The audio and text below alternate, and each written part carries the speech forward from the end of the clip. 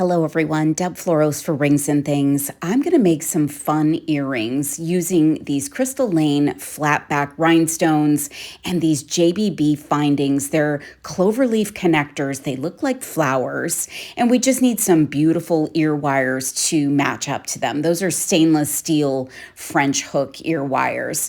So I'm going to cover my workspace. I'm going to dump out a few of those rhinestones, and I've got some E6000 and some toothpicks. And I'm going to scrape off just a small amount of that E6000, and I'm going to put the tiniest bit of E6000 onto my little finding.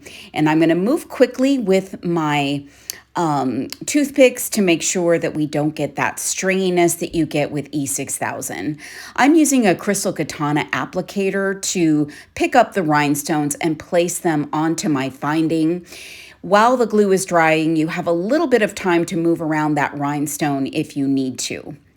I then set them off to the side, and I'm doing 2 of these findings per earring. If you want to go really long, you could use 3 for each earring. They're really, really beautiful, so much fun. And that red Siam rhinestone just pops on the silver. So I'm just being very, very careful as I apply those onto my pieces. I'm going to make sure that I let them dry. I like to let mine dry overnight.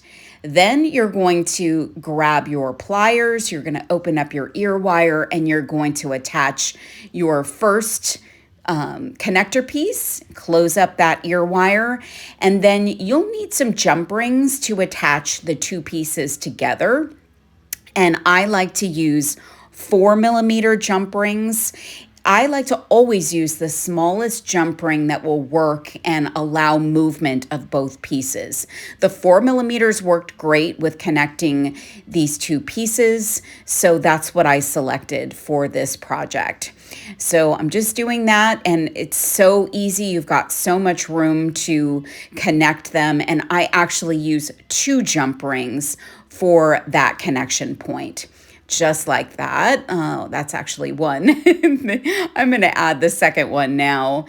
And I'm just using 2 pair of chain nose pliers, opening that jump ring up, and then putting on one of the petals of each of those cloverleaf connectors. And I love how these look. They are so pretty, so elegant. These can be interpreted as flowers or clover leaves or just something kind of avant-garde. I don't know. They're just really fun findings, and there's lots of other possibilities for these as well.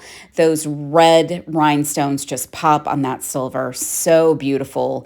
You can find everything to make these at ringsandthings.com. Thanks for watching.